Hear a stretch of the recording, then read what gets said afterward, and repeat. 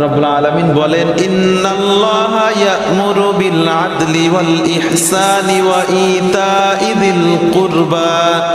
আল্লাহ রব্বুল আলামিন বলেন ইন্নাল্লাহ, নিশ্চয় আমি আল্লাহ, ইয়া'মুরু, তোমাদেরকে আদেশ করতেছি, বিল আদলি, ন্যায় বিচার করার, ওয়াল ইহসান, সদাচরণ করার, ওয়া ইতাইযিল কুরবা, আত্মীয় স্বজনদের হক আদায় করার। আল্লাহ রাব্বুল আলামিন আমাদেরকে তিনটা আদেশ করলেন, সাথে সাথে আল্লাহ রাব্বুল আলামিন তিনটা নিষেধ করলেন। ওয়া ইয়ানহা আনিল ফাহশাই ওয়াল মুনকারি ওয়াল বাগ। আল্লাহ রাব্বুল আলামিন বললেন সাথে সাথে আমি তোমাদেরকে তিনটা নিষেধ করলাম। এক নাম্বার, কোনো মন্দ কাজ করবা না। দুই নম্বরে অশ্লীলতা করবা না। তিন নম্বরে সীমা লঙ্ঘন করবা না। এই একটা আয়াতের ভিতরে আল্লাহ রাব্বুল আলামিন ৬টা কথা বলেছেন, তিনটা আদেশ আর তিনটা নিষেধ। আল্লাহ রাব্বুল আলামিনের আদেশ পালন করাটা যেমন ফরজ, নিষেধ মেনে চলাটাও অনুরূপভাবে ফরজ। কিন্তু আমাদের সমাজে বহু মানুষ আছে, আল্লাহ রাব্বুল আলামিন যেটা আদেশ করেছেন ওইটা করে, আবার যেটা নিষেধ করেছেন সেইটাও করে। আছেন এরকম? আল্লাহ রাব্বুল আলামিন যেটা আদেশ করেছেন এইটা পালন করা যেমন ফরজ, যেটা নিষেধ করেছেন এইটা বর্জন করাও ঠিক তেমন ফরজ। তাফসীরের ভিতরে আসছে আকসাম ইবনে সাইফি রাদিয়াল্লাহু তাআলা আনহু, তিনি যখন বিশ্বনবী সাল্লাল্লাহু আলাইহি ওয়াসাল্লামের কথা শুনতে পেলেন, তিনি তখন তার গোত্রের লোকদেরকে বললেন যে এই মুহাম্মদ সম্পর্কে আমার জানা দরকার। এই মুহাম্মদ কি বলতে চায়, কি জানাতে চায়, এটা আমার জানা দরকার। তো তার গোত্রের লোকেরা বলল যে নেতা, আপনি একটা গোত্রের নেতা, একটা দলের নেতা, আপনি ওই জায়গায় যাওয়াটা শোভা পায় না, বরঞ্চ আপনি দুইজন প্রতিনিধি পাঠান, তারা গিয়ে খবর নিয়ে আসবে। দুইজন প্রতিনিধি তারা বিশ্বনবী সাল্লাল্লাহু আলাইহি ওয়াসাল্লামের দরবারে গেলেন। যাওয়ার পরে জিজ্ঞাসা করলেন যে আপনি কি আর আপনি কে? তিনি বললেন যে আমি আব্দুল্লাহর বেটা মুহাম্মদ, আর আমি হলাম আল্লাহর রাসূল। এরপরে বিশ্বনবী সাল্লাল্লাহু আলাইহি ওয়াসাল্লাম সূরা নাহালের এই 90 নম্বর আয়াত তিলাওয়াত করলেন। এই আয়াত তেলাওয়াত করার পরে ওই দুইজন প্রতিনিধি তারা বললেন যে এই আয়াতটা আমাদেরকে আপনি আবার শোনান। এইভাবে কয়েকবার শুনতে শুনতে আয়াতটা এত পরিমাণ তারা শুনলেন যে আয়াতটা শুনতে শুনতে তাদের মুখস্থ হয়ে গিয়েছিল। ওই দুইজন প্রতিনিধি যখন ওই গোত্রের নেতা আকসাম ইবনে সাইফির কাছে আসলেন, আসার পরে বললেন যে তোমরা মুহাম্মদ সম্পর্কে কি তথ্য নিয়ে এসেছো? তারা ওই আয়াতটা তার সামনে পড়ে শোনালেন। তখন ওই আকসাম ইবনে সাইফি বললেন এই আয়াত শুনে বোঝা যায় যে তিনি অবশ্যই ভালো মানুষ হবেন, অতএব তোমরা তিনি যা বলেন সেটা মেনে নাও। এরপরে তারা গোত্র ধরে তারা মুসলমান হয়ে গেলেন। উসমান ইবনে মাযউন রাদিয়াল্লাহু তাআলা আনহু তিনি বলেন আমি প্রথমে ঝোঁকের মাথায় ইসলাম গ্রহণ করেছিলাম। ঝোঁকের মাথায় ইসলাম গ্রহণ করেছিলাম, তখনও ইসলামের বিধানগুলো আমার ভিতরে পরিপূর্ণ ছিল না, মন থেকে ইসলামকে ভালোবাসতাম না। আমাদের দেশে অনেক মানুষ আছে আবেগে নামাজ পড়তে আসে না? জুমার দিন সবাই যাচ্ছে, আমি যদি না যাই, আসরের সময় আবার এই কথা মনে থাকে না। এরকম আবেগ দিয়ে মানুষের এই অনুভূতি, সিম্প্যাথি, এইটা দিয়ে কোনো কাজ হবে না। আল্লাহ রাব্বুল আলামিন যেটা বলেছেন ওইটা আপনাকে খুশি খুশি মেনে নেওয়া লাগবে। হযরত উসমান ইবনে মাযউন রাদিয়াল্লাহু তাআলা উনি বললেন যে আমি আল্লাহর নবীর কাছে একদিন গেলাম। যাওয়ার পরে আমি বিশ্বনবী সাল্লাল্লাহু আলাইহি ওয়াসাল্লামের কাছে বসলাম। বসার পরে আমি লক্ষ্য করলাম তার উপরে ওহী নাজিলের আলামত প্রকাশ পেল। উনি পাশে বসার পরে বিশ্বনবী সাল্লাল্লাহু আলাইহি ওয়াসাল্লামের উপরে এই আয়াত আল্লাহ পাক নাজিল করলেন। বিশ্বনবী সাল্লাল্লাহু আলাইহি ওয়াসাল্লাম একটু পরে স্বাভাবিক হওয়ার পরে হযরত ওসমান ইবনে মাযউন উনি বললেন, ইয়া রাসূলুল্লাহ, আমি এই রকম আপনাকে আগে কোনোদিন করতে দেখিনি। বিশ্বনবী সাল্লাল্লাহু আলাইহি ওয়াসাল্লাম বললেন, তুমি কি দেখেছো? তিনি বললেন, ইয়া রাসূলুল্লাহ, আমি আপনাকে এই কাজগুলো করতে দেখেছি। বিশ্বনবী সাল্লাল্লাহু আলাইহি ওয়াসাল্লাম বললেন, হে আমার সাহাবী, আল্লাহ রাব্বুল আলামিনের হুকুমে জিবরাইল আলাইহিস সালাম কেবলমাত্র আমার সামনে এই আয়াতটা তিলাওয়াত করে আমাকে শোনালেন। অর্থাৎ কেবলমাত্র এই আয়াতটা আল্লাহ রাব্বুল আলামিন আমার উপরে নাজিল করলেন। সেই আয়াতটা হচ্ছে, ইন্নাল্লাহা ইয়া'মুরু বিল আদলি ওয়াল ইহসান ওয়া ইতা'i যিল কুরবা ওয়া ইয়ানহা আনিল ফাহশাই ওয়াল মুনকারি ওয়াল বাগই ইয়া'iদুকুম লা'আল্লাকুম তাযাক্কারুন। এই আয়াতটা আল্লাহ রাব্বুল আলামিন ওই সময় নাজিল করলেন। এই ঘটনার পরে ওই সাহাবী বলতেছে, এই আয়াত নাজিল হওয়ার পরে ইসলাম আমার ভিতরে পরিপূর্ণভাবে প্রকাশ পেল। ওহী নাজিল হওয়াটা কঠিন বিষয় ছিল। বিশ্বনবী সাল্লাল্লাহু আলাইহি ওয়াসাল্লামের উপরে যখন ওহী নাজিল হতো, আল্লাহ রাব্বুল আলামিন বলেন, ইন্না সানুলকি আলাইকা কাওলান সাকিলা। আল্লাহ রাব্বুল আলামিন বলেন, এই ওহীর কিন্তু একটা ওজন আছে। যদিও আমরা কাগজের পাতায় লেখা দেখতেছি সর্বোচ্চ 500 গ্রাম হতে পারে, কিন্তু বিশ্বনবী সাল্লাল্লাহু আলাইহি ওয়াসাল্লামের উপর যখন ওই ওহী নাজিল হতো, কোরআনের আয়াত নাজিল হতো, বিশ্বনবী যদি কোনো গাধার পিঠে ঘোড়ার পিঠে থাকতেন, তাহলে সেই গাধা ঘোড়ার পা হাঁটু পর্যন্ত মাটির ভিতরে ডেবে যাইতো। আমি গত জমায় বলেছিলাম, আল্লাহ রাব্বুল আলামিন বলেন, আমি যদি এই কোরআন পাহাড়ের উপরে নাজিল করতাম, তাহলে পাহাড় চূর্ণ বিচূর্ণ হয়ে যাইতো। তাহলে কোরআনের একটা ওজন আছে। আল্লাহ রাব্বুল আলামিন বলবেন, ইন্নাল্লাহা ইয়া'মুরু বিল আদলি ওয়াল ইহসান। আল্লাহ রাব্বুল আলামিন বললেন যে আমি এক নম্বরে তোমাদেরকে ন্যায় বিচার করার আদেশ দিলাম, আদালত করার আদেশ দিলাম। কিন্তু দুর্ভাগ্য হলেও সত্য যে বাংলাদেশে, শুধু বাংলাদেশ না, বিশ্বের কোথাও বর্তমানে ন্যায় বিচার নেই। আল্লাহ রাব্বুল আলামিন তাফসিরে কাবীরের ভিতরে আল্লামা ফখরুদ্দিন রাজি উল্লেখ করেছেন, এক শাসককে আল্লাহ রাব্বুল আলামিন কিয়ামতের দিন ডাক দিবেন।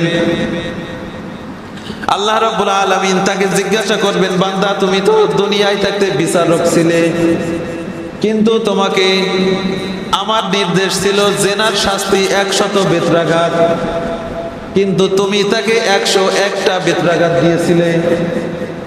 ভালো করে বোঝেন। আল্লাহ রাব্বুল আলামিন বলবেন, বান্দা, তোমার পক্ষে 100টা বেত্রাঘাত দেওয়ার হুকুম ছিল, তোমাকে আমি নির্দেশ দিয়েছিলাম 100 বেত্রাঘাত দেওয়ার, কিন্তু তুমি 101টা বেত্রাঘাত তাকে দিয়েছো। এইটা কেন করেছো? সে বলবে, রব্বুল আলামিন সে যে অন্যায় করেছে, এই অন্যায় করার কারণে আমি তাকে একটা বাড়ি বেশি দিয়েছি। আল্লাহ রাব্বুল আলামিন বলবেন যে তুমি ন্যায় বিচার করতে পারোনি, কারণ বান্দা আমার, আমি যে রায় দিয়েছি এইটাই হচ্ছে ন্যায় বিচার। তুমি তাকে যে একটা আঘাত বেশি করেছো, এইটা তুমি তার উপরে জুলুম করেছো, অতএব আজকে তুমি জাহান্নামে চলে যাও। আর একজনকে আল্লাহ রাব্বুল আলামিন ডাক দিবেন, সে একটা আঘাত কম করেছিল, সে আঘাত করেছিল 99টা। আল্লাহ রাব্বুল আলামিন বলবেন, বান্দা, তোমাকে অর্ডার দেওয়া ছিল 100 আঘাত করার, কিন্তু তুমি তাকে 99টা আঘাত কেন করেছো? ওই লোকটা বলবে, রব্বুল আলামিন, আমি তার কষ্ট সহ্য করতে পারতেছিলাম না, এই জন্য আমি তাকে একটা আঘাত কম করেছি। আল্লাহ রাব্বুল আলামিন বলবেন, বান্দা, তুমি কি আমার বান্দার উপরে আমার চাইতে বেশি দয়াবান? তুমি কি আমার বান্দার উপরে আমার চাইতে বেশি দয়াবান? আমার চাইতে বেশি মায়া কি তোমার ওর পরে? অতএব তুমিও জাহান্নামে যাও। তাহলে একটা বাড়ি, একটা আঘাত কম বেশি করার কারণে যদি আল্লাহ পাক জাহান্নামে দিয়ে দেয়, তাহলে যারা নিজের দলের ছেলে 100 রেপ করে খুলনা, ঢাকা ভার্সিটির মতো জায়গায় অনুষ্ঠান পালন করেছে, আর তারে আইসে দলের নেতারা নেত্রীরা মাথায় হাত বুলাই দিয়ে বলে, বাবা, এরকম করতে হয় না, এই সমস্ত নেতা নেত্রীর অবস্থা কি হবে? নিজের দলের লোক যদি হয়, শেখ বংশের যদি হয়, ওর 1000 খুন মাপ। আর অন্য দলের যদি হয় তার নামে কোনো দুর্নীতির মামলা নেই, কিচ্ছু নেই। আল্লামা সাঈদীর মতো একজন মানুষকে ষড়যন্ত্রমূলকভাবে হত্যা করা, শুধুমাত্র সে দলের লোক না, এই জন্যে এই হিসাব অবশ্যই আল্লাহর কাছে আপনার দেওয়া লাগবে। আল্লাহ রাব্বুল আলামিন বলছেন, ইন্নাল্লাহা ইয়া'মুরু বিল আদলি, আমি তোমাদেরকে এক নম্বরে ন্যায় বিচার করার আদেশ দিচ্ছি। এই ন্যায় বিচার আমরা করতে পারি না, আমরা নিজেরাও পারি না। তাফসীরের ভিতরে মুফাসসিরগণ বলেন, ন্যায় বিচার হচ্ছে তিন প্রকার। ন্যায় বিচার তিন প্রকার, আদালত হচ্ছে তিন প্রকার। এক নাম্বার হচ্ছে আল্লাহ রাব্বুল আলামিনের সাথে ন্যায় বিচার করা। আপনার মনে হতে পারে যে আল্লাহ রাব্বুল আলামিনের সাথে আমরা ন্যায় বিচার কিভাবে করব? আল্লাহ রাব্বুল আলামিন আপনাকে আমাকে তৈরি করেছেন, আমাদের ইবাদত পাওয়ার যোগ্য শুধুমাত্র আল্লাহ রাব্বুল আলামিন। কিন্তু আপনি যদি অন্য কারোর ইবাদত করেন তাহলে এইটা আপনি আল্লাহর উপরে জুলুম করলেন। আর এই ব্যাপারে অবশ্যই আল্লাহ রাব্বুল আলামিন আপনাকে আমাকে জিজ্ঞাসা করবেন। আল্লাহ রাব্বুল আলামিন বলেন, وَإِذْ أَخَذَ رَبُّكَ مِنْ بَنِي آدَمَ مِنْ ظُهُورِهِمْ ذُرِّيَّتَهُمْ وَأَشْهَدَهُمْ عَلَى أَنفُسِهِمْ أَلَسْتُ بِرَبِّكُمْ قَالُوا بَلَى شَهِدْنَا أَنْ تَقُولُوا يَوْمَ الْقِيَامَةِ إِنَّا كُنَّا عَنْ هَذَا غَافِلِينَ। আল্লাহ রাব্বুল আলামিন বলেন, ওয়াইদ আখাযা রাব্বুকা মিন বানি আদামা মিন যুহুরিহিম। আল্লাহ রাব্বুল আলামিন বলেন, হে নবী, আপনি ওই সময়ের কথা মনে করুন, ওই সময়ের কথা স্মরণ করুন যখন আমি আদমের সন্তানগুলোকে আদমের পিঠ থেকে বের করেছিলাম। আল্লাহ রাব্বুল আলামিন হযরতে আদম আলাইহিস সালামের পিছন থেকে পৃথিবীর সমস্ত মানুষদেরকে বের করেছিলেন। পুরুষের যে বীর্যটা থাকে, স্পার্মটা থাকে, এইটা পিঠের কাছেই থাকে। ফালইয়ানজুরিল ইনসানু মিম্মা খুলিক। আল্লাহ রাব্বুল আলামিন বলেন, মানুষ কি লক্ষ্য করে না আমি তাকে কি বস্তু দিয়ে বানিয়েছি? পুরুষের পিঠের কাছ থেকে আর মহিলাদের পাঁজরের কাছ থেকে, এই দুই জায়গার পানি দিয়ে আমি তাকে তৈরি করেছি। পুরুষের যে নাপাক পানিটা থাকে এটা থাকে পিছনের কাছে, পিঠের কাছে থাকে। আল্লাহ রাব্বুল আলামিন বললেন যে আমি রূহের জগতে আদম আলাইহিস সালামের পিঠ থেকে সমস্ত মানুষদেরকে বের করেছিলাম। বের করার পরে আল্লাহ রাব্বুল আলামিন হযরতে আদম আলাইহিস সালামের পিঠ থেকে বের করেছিলেন। বের করার পরে আল্লাহ রাব্বুল আলামিন বললেন যে আমি সমস্ত মানুষদের কাছ থেকে অঙ্গীকার নিয়েছিলাম, তাদের কাছ থেকে আমি ওয়াদা নিয়েছিলাম, আলাস্তু বিরাব্বিকুম, হে আমার বান্দারা, আমি কি তোমাদের রব না?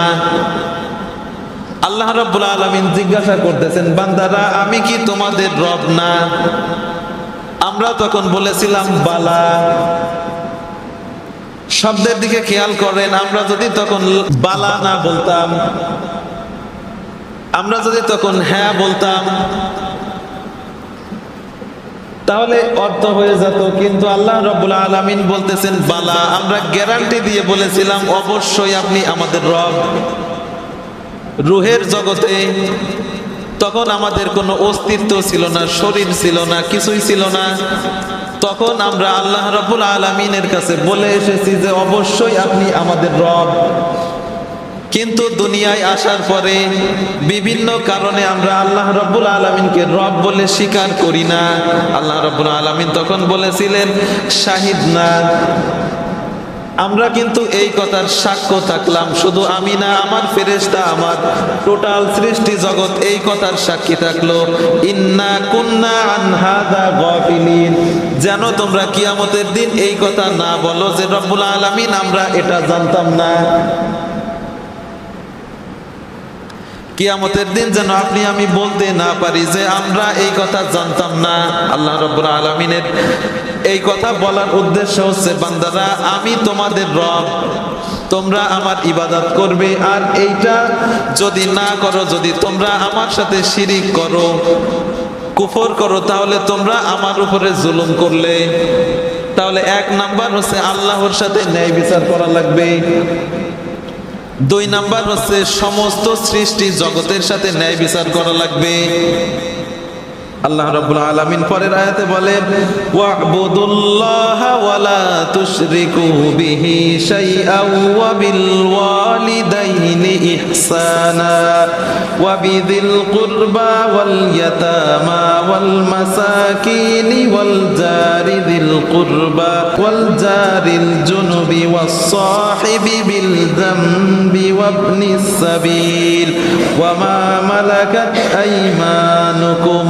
আল্লাহ রাব্বুল আলামিন এই জায়গা কয়েকটা শ্রেণীর লোকদেরকে উল্লেখ করে বলতেছেন যে বান্দারা তোমরা এদের সাথে ন্যায় বিচার করো, এদের সাথে ভালো আচরণ করো। 1 নাম্বার হচ্ছে নিজের বাবা মার সাথে ভালো আচরণ করো। আমাদের সমাজে বহু ছেলে মেয়ে আছে বাবা মার সাথে অন্যায় আচরণ করে। 2 নাম্বারে নিজের নিকট আত্মীয়দের সাথে ভালো ব্যবহার করো। কিন্তু আমাদের সমাজে বহু মানুষ আছে নিজের নিকট আত্মীয়দের খবর নেয় না। পাতানো আত্মীয় আছে, মাসে 4 বার সে পাতানো আত্মীয়র কাছে যায়, কিন্তু নিজের আপন মানুষের খোঁজ খবরও নেয় না। এই যে আপনি তার খোঁজ খবর নিলেন না, আপনি তার উপরে জুলুম করলেন।